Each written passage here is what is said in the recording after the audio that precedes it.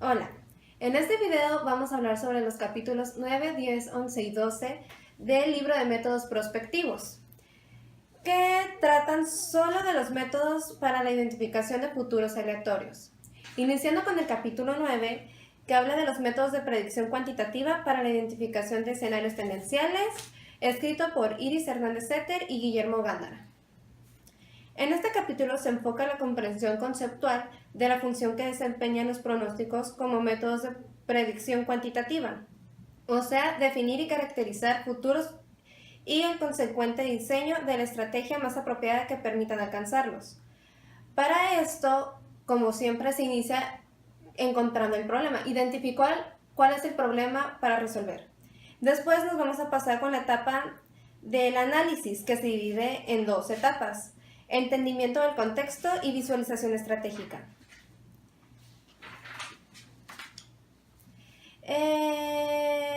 Esto, por tanto, dentro de la categoría de los métodos prospectivos, la importancia de los métodos cuantitativos de predicción radica en que al incorporar resultados de los métodos de análisis cualitativo, proporcionan una base de conocimiento estratégico que potencia la planeación, la identificación de líneas de acción y estrategias, y por ende el proceso de toma de decisiones.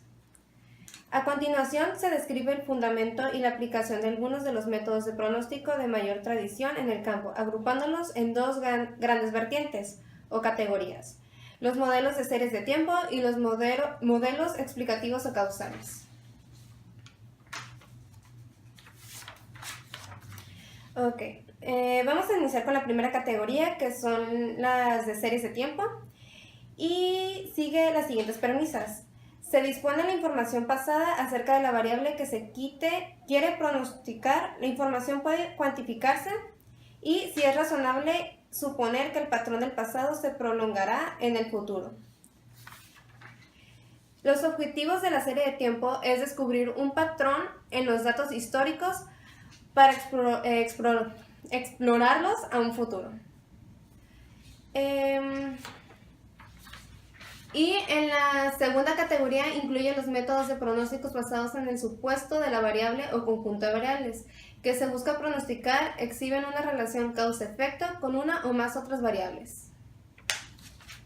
Iniciando con las series de tiempo, se debe comenzar por comprender que el patrón o comportamiento de los datos en una serie de tiempo se está formado por varios componentes: el tendencial, el estacional, el cíclico y el irregular.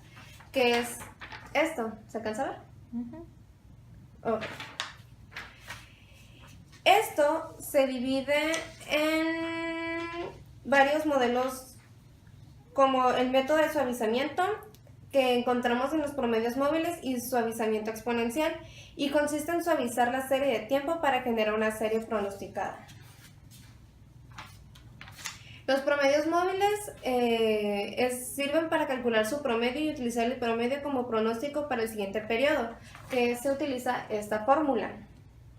El suavizamiento exponencial consiste en asignar una ponderación desigual de los datos pasados y se utiliza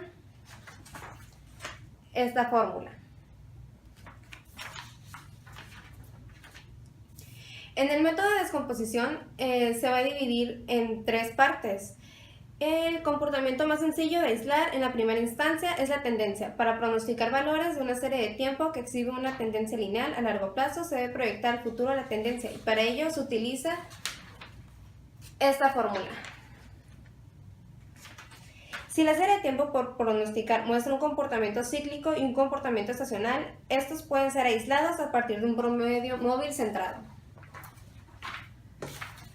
Y finalmente, la tercera: para obtener el pronóstico de la serie de tiempo de manera integral, se ocupan los valores de cada componente aislado, y de acuerdo con el modelo 9.1 que aparece en el libro, la multiplicación de los tres factores generará el valor del nuevo dato para el periodo futuro. Y el último modelo es el método Box-Jenkins, que es un procedimiento sofisticado de predicción de una variable considerando solamente su pauta cronológica en el pasado. Y se recomienda para la previsión que sea en las series de tiempo que sean a largo plazo.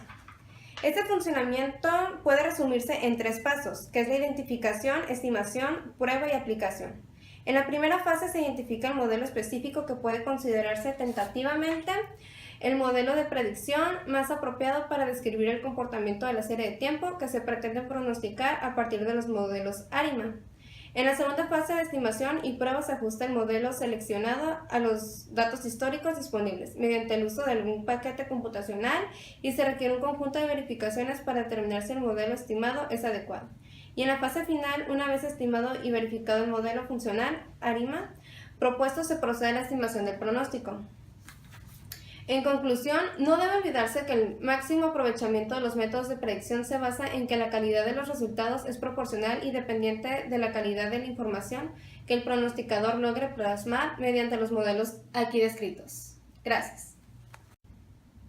Capítulo 10. Métodos de ejes de Peter Schwartz. Actualmente destacan dos grandes corrientes. La francesa, encabezada por Michael Godet y Philippe Durance, caracterizada por el rigor matemático, y por el otro, el modelo del estadounidense Peter Schwartz, que se distingue por su énfasis en las posibilidades y alternativas. El autor define los escenarios como una herramienta para ordenar nuestras percepciones acerca de futuros ambientes alternos por medio de los cuales se podrían desplegar nuestras decisiones.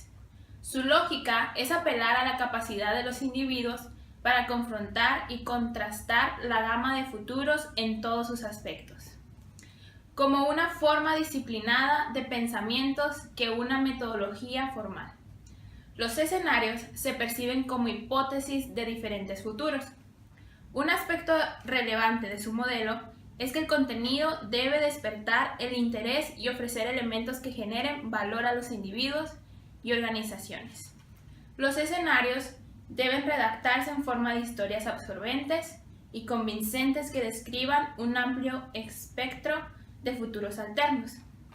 El proceso de construcción de escenarios propuesto por Peter está conformado por 8 etapas principales. La primera es establecer el tema o decisión central para que éste genere valor y se propone la técnica de empezar de adentro hacia afuera. Paso 2.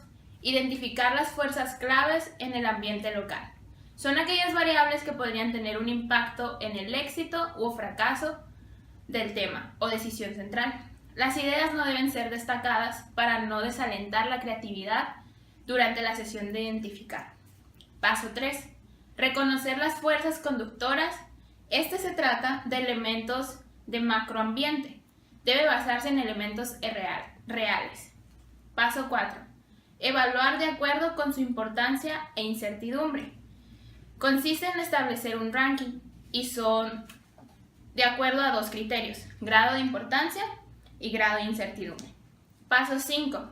Seleccionar la lógica de los escenarios que se establece al montar las variables fundamentales como ejes de una matriz, con objeto de crear unos cuantos escenarios cuyas particularidades marquen la diferencia para los tomadores de decisiones.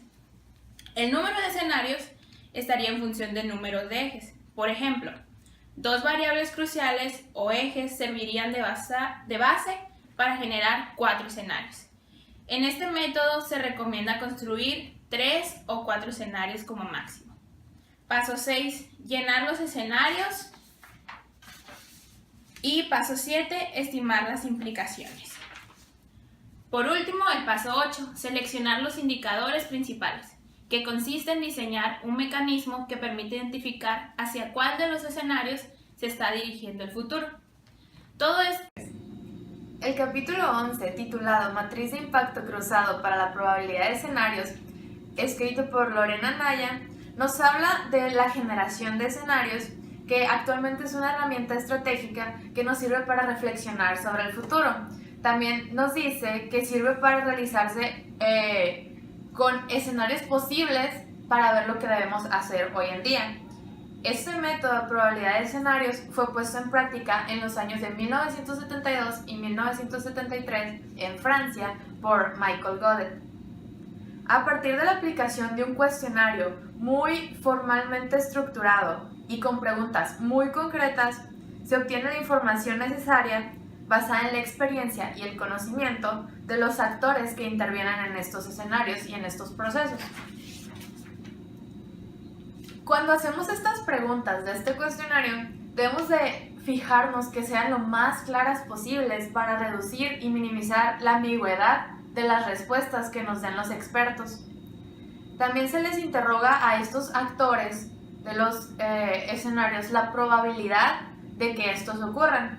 Generalmente se hace una escala del 1 al 5, donde 1 es la probabilidad más débil y 5 es la más fuerte.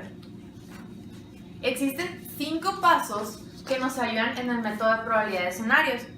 La primera etapa de estos pasos es identificar las variables que se van a ver involucradas. Después es la construcción de eventos, que tiene que ver con las variables que vimos anteriormente. Cuando ya tenemos esos eventos, se califica la probabilidad de los mismos. Y una vez calificados, se identifican cuáles son los más probables y con ellos llegamos al último paso, que es generar dichos escenarios. Para la delimitación de las variables tenemos que tomar en cuenta 3 factores, que es mencionar la hipótesis a futuro, la cual se estima a partir de una proyección. Después precisar la situación actual de ese evento y al final determinar una especie de tiempo, un horizonte como meta en la que se va a realizar ese escenario. Actualmente, existen muchas maneras de calcular la probabilidad, muchos métodos matemáticos, ecuaciones y todo eso, pero gracias a la tecnología que existe hoy en día, existen softwares como ProbExpert que nos ayudan con un formato muy amigable a calcular la probabilidad de los escenarios con medio de procesos matemáticos, y así nos ayuda a calcular la probabilidad de nuestros escenarios posibles. En resumen, este método de escenarios posibles es muy útil para las empresas, ya que nos sirve para ver todos los escenarios que nos pueden afectar en un futuro, ver cuál es el más probable y si no son el más probable, cómo se relacionan entre sí, etc. Además nos ayuda a transformar nuestros juicios cuantitativos de lo que ya pensábamos que podía pasar, y podemos cambiar totalmente esa manera de pensar para tener una mejor reacción ante ellos.